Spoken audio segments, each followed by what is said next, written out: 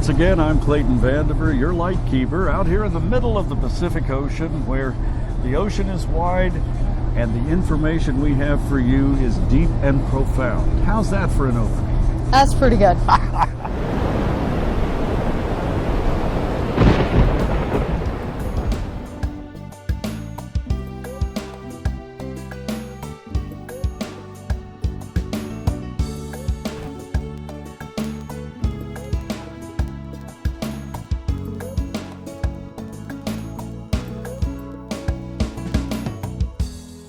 With me as always, Charlene, our licensed clinical social worker with lots of great information for you.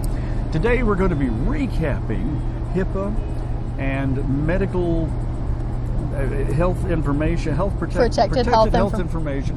You can see I'm obviously just an innocent bystander here. She's the real professional. So we've spent the last few episodes talking about the importance of HIPAA and HIPAA protecting that protected health information, that PHI, right. And what can happen if it isn't protected. And today's show is really just taking all of those different shows, summarizing everything and making it a nice, neat little bundle with a bow on top to just, give that information, just a summary recap so people can know moving forward just how important this is. A little package of protected health information. Exactly. So, once again, what does HIPAA represent? What is its overall? So HIPAA, we don't need to get into the acronym again because it's way too long, but basically what HIPAA is it's the federal law that protects our personally identifiable information, any information that can identify you as an individual.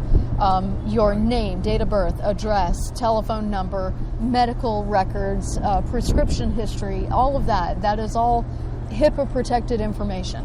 Yes, anytime you check in to most medical facilities, you sign a sheet. It's your HIPAA release that you allow them to receive information from other medical facilities about you that allows them to provide information to a designated family member or caregiver. Correct. So they'll have that sheet for you, but generally the person who's having to sign it is the person who's sick or injured and not the person who is willing to read all of the fine print and know exactly what it's all about, and that's why we're here to help you. I'm going to be honest. I've never read that form. I have done the admissions for a hospital, and I have been in the room when the billing person comes in with that huge stack of papers and says, "Here, sign here, here, here, here, here." Sign this.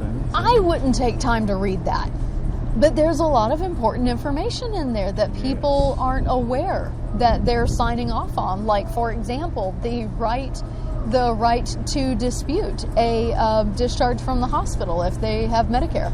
But we'll cover that at a later time. That's a topic for another show, but I appreciate that. That's a good topic. Yeah, people don't even realize that they're signing off acknowledging that they've been told that they have that right, because they're just going through signing. They're not paying attention. And when it comes to your personal information, especially your personal health information, there's so much at risk.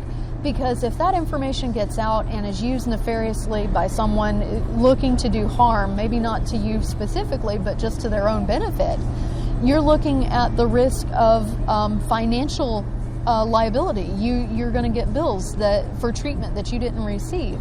You could get a hit on your credit report if that bill goes to collections. Yes. And you might not receive your medical It can care interfere with your ability to get treatment, your ability to get your own medications. Because we all know if your pharmacist thinks you've already received that medication, your insurance is not going to They're cover not going to pay for it twice. Yeah, no. They're not going to provide it to you a second time. No, the insurance will not cover it. And one of the examples that we gave in an earlier show is, I know someone who has a son with a very similar name. And the insurance company mistakenly got their birthdays mixed up. And because of that, the father was not able to get his medications because, according to the insurance company, he wasn't supposed to be getting them. Yeah, he was the wrong person. He was the wrong person. So that's an example of your HIPAA protected information is only as good as it is maintained intact, integrity, Correct. The correctness of it. And that's why it's important for people, and this is pretty Clerical much... errors can always happen. Exactly. And so these were the suggestions that we gave in the previous shows that are so important. Yeah. First of all, if you are in a medical facility and they are wanting to verify your information, do not let them speak it out loud. If they ask for it, tell them that is your protected health information, and you will be more than happy to provide it in writing. Now, how would they be verifying it that would be a bad HIPAA violation? So, for example, if you're in the emergency room or if you're in the hospital and there are people around you that are not with you, say, for example, if the emergency room is packed and they've got you on a gurney in the hallway, and a billing person comes up to you and says, I just need to verify this is your name, this is your date of birth, and this is your address.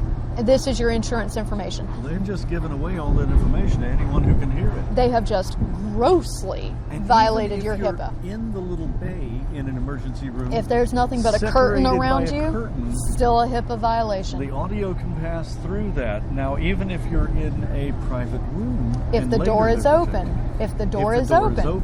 or there's another party, if it's a shared room. Correct. And we were going to talk about how can people in a shared room. Different episode. Oh, that's a whole nother episode. That's a whole I didn't know if nother. there was that much material Oh, for that. yeah. Oh, yeah. Yeah, well, imagine, let's set that up. You're in a room in the hospital. There's someone else in that room also in another bed. Mm-hmm. There's maybe a curtain in between you, maybe not. And some of their family members are in there. Some of your family members are in there. Medical personnel are talking about HIPAA-protected information. Yeah. Do you have privacy? Not really.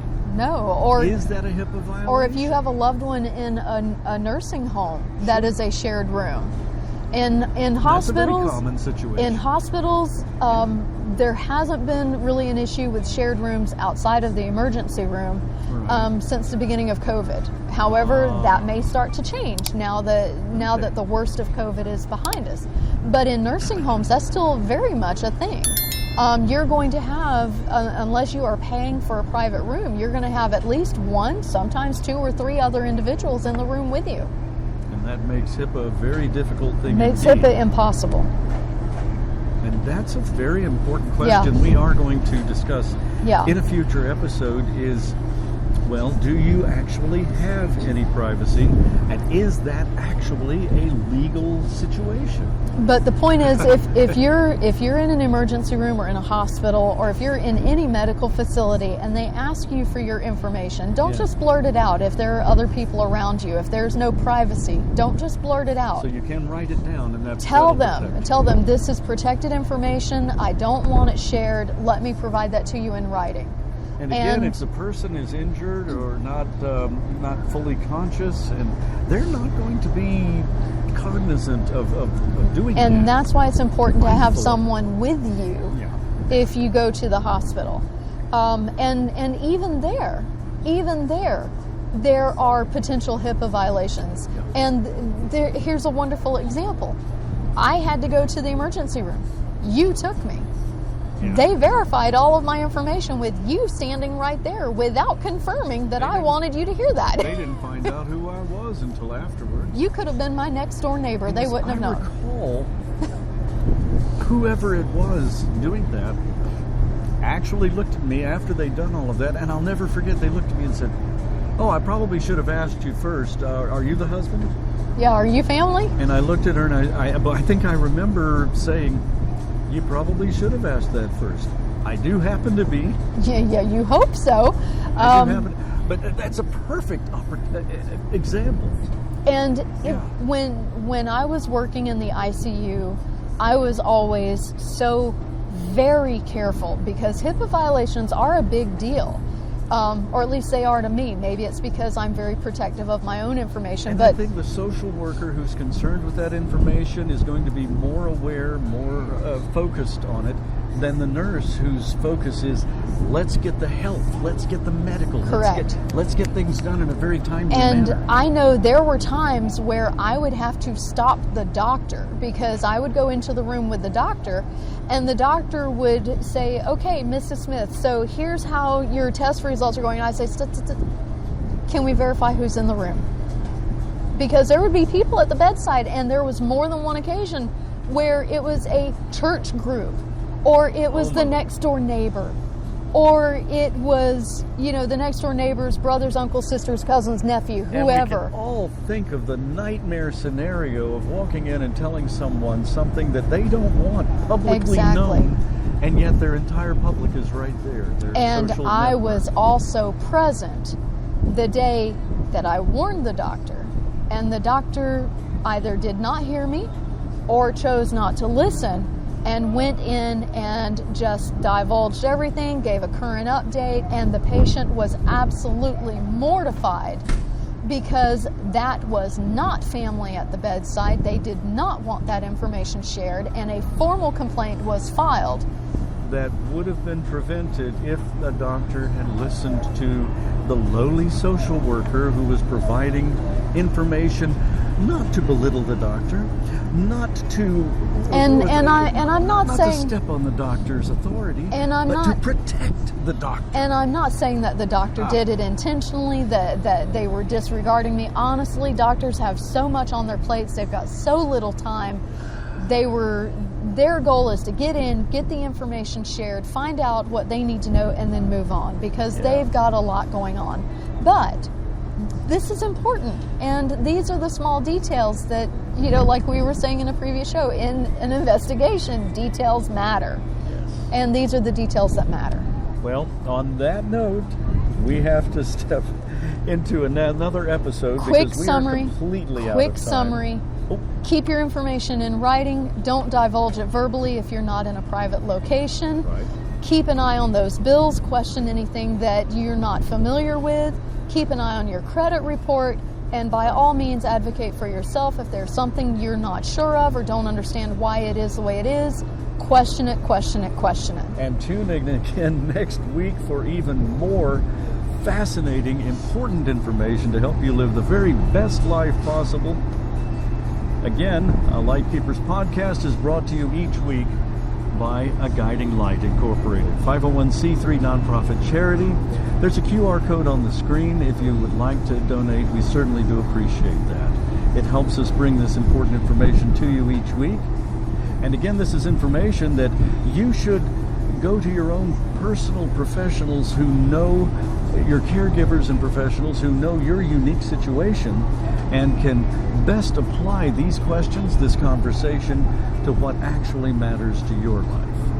Please do that. Do not take anything that we say on the show and apply it to yourself personally without first consulting the professional caregiver that knows you and your unique needs.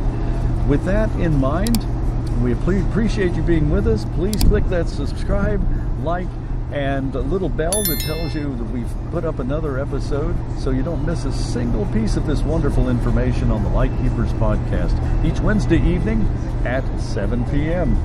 I'm Clayton Vandiver, your Lightkeeper from the middle of the Pacific Ocean. Thanks for watching. We'll see you next time.